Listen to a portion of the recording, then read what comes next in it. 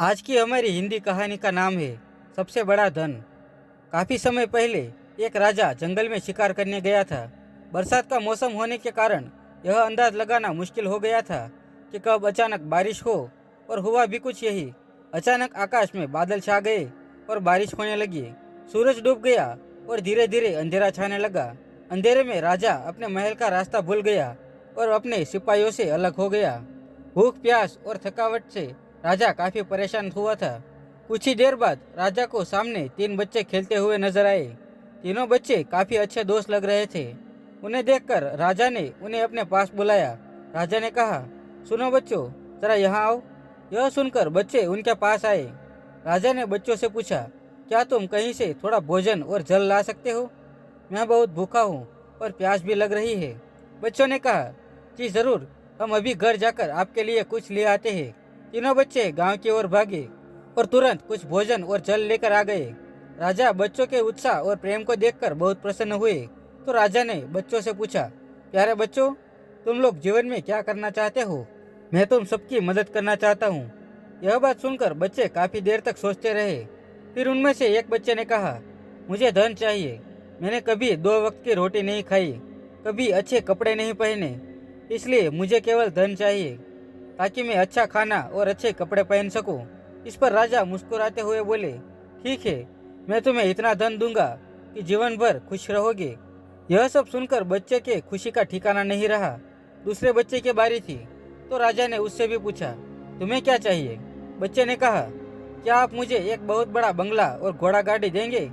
इस पर राजा ने कहा, जरूर, मैं तुम्हें एक आलीशान बंगला और घोड़ा गाड़ी दूंगा। अब तीसरे बच्चे की बारी थी, तो उसने कहा, मुझे ना धन चाहिए और ना घोड़ा गाड़ी चाहिए। मुझे आप ऐसा आशीर्वाद दीजिए जिससे मैं पढ़ लिख कर विद्वान बन सकूं। शिक्षा समाप्त होने पर मैं अपने देश की सेवा कर सकूं।